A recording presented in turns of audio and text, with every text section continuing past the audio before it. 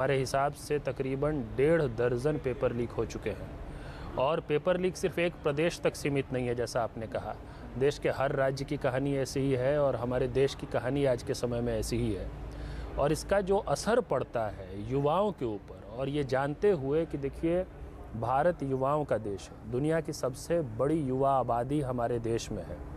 बेरोज़गारी तो 45 साल का रिकॉर्ड तोड़ ही चुकी है। ये तो आंकड़े बता रहे हैं। आंकड़े ही ये बता रहे हैं कि हताशा और निराशा इतनी है कि युवा आत्महत्या कर रहा है। एनसीआरबी का डेटा बताता है कि हर 2 घंटे में 3 आत्महत्या कर रहा है युवा। लगातार सुसाइड केसेस में वृद्धि आ रही है। और ये सिर्फ आंकड़ा नहीं है, रियल लाइफ स्टोरीज हम लोग कई सारे ऐसे देखते हैं जिससे ये समझ में आ रहा है कि बेरोजगारी जीवन मरण का सवाल बन चुका है।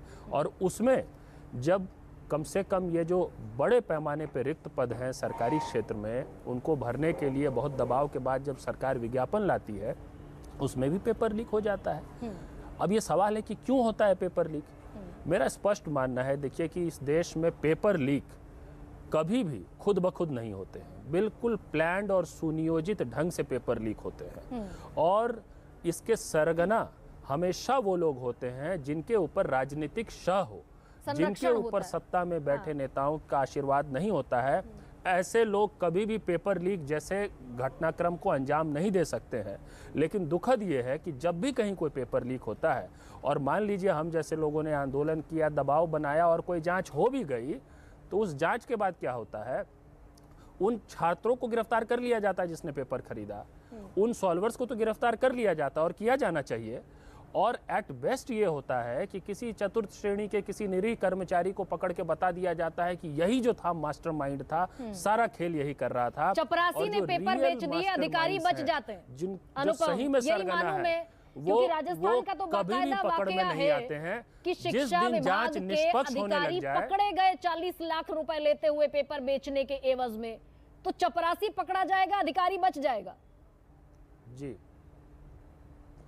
जी, वही मैं बात कह रहा हूं कि देखिए जिस दिन हमारे देश में पेपर लीक की घटनाओं पे निष्पक्ष जांच होने लग जाए, और जो सही में सरगना है, जिनके ऊपर राजनीतिक संरक्षण है, अगर वो जेल के अंदर जाने लग जाए, तभी जाके पेपर लीक रुक सकती है। सिर्फ कानून बनाना बहुत जरूरी है, नियम होना बहुत आवश्यक है, और राज्य सरकार, केंद्र सरकार करती रहती है। नहीं, लेकिन जब तक राजनीतिक इच्छा शक्ति नहीं होगी, तब तक उत्तर प्रदेश में भी 14 साल की जेल है, राजस्थान में भी 10 साल की जेल है।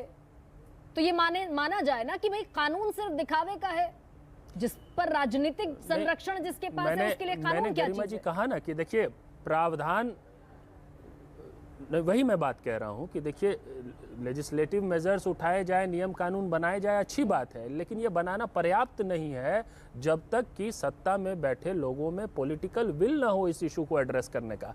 और एक बात हम लोगों को याद रखना चाहिए, हम सभी पैनलिस्ट को और आपके दर्शकों को भी। देखिए अभी हम बात कर रहे हैं कि उत्तर प्रदेश में 1.5 दर्जन पेपर लीक हो गए, देश में 70-80 से ज़्यादा पेपर लीक हो गए। ये तो वो पेपर लीक है ना जिनके बारे में आपको हमको पता चला, जिसकी जानकारी सार्वजनिक हो गई, जो पकड़ में आ गया पेपर लीक।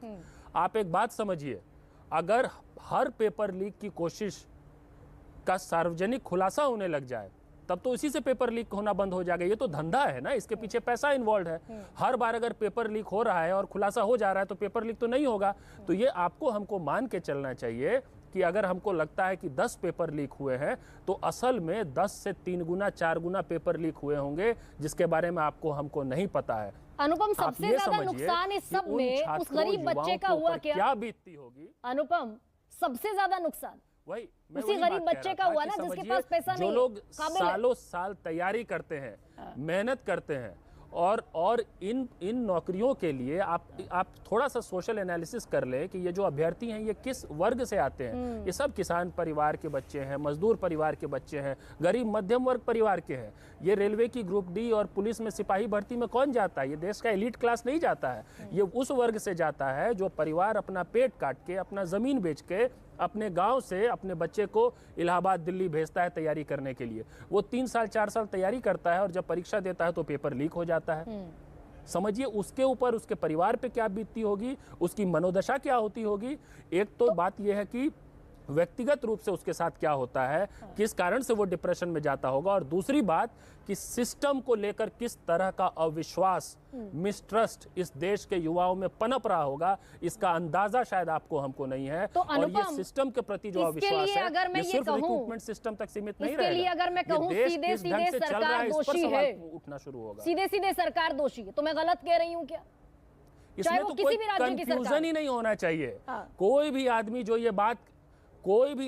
ये बात कह रहा है कि पेपर लीक की घटनाओं के लिए सरकार दोषी नहीं है, मैं एक स्टेप आगे जाके कह रहा हूं, राजनीतिक नेतृत्व दोषी नहीं है। वो या तो खुद समझदार नहीं है या फिर धूर्तता कर रहा है, इसमें मुझे कोई कंफ्यूजन नहीं है। कंफ्यूजन नहीं है तो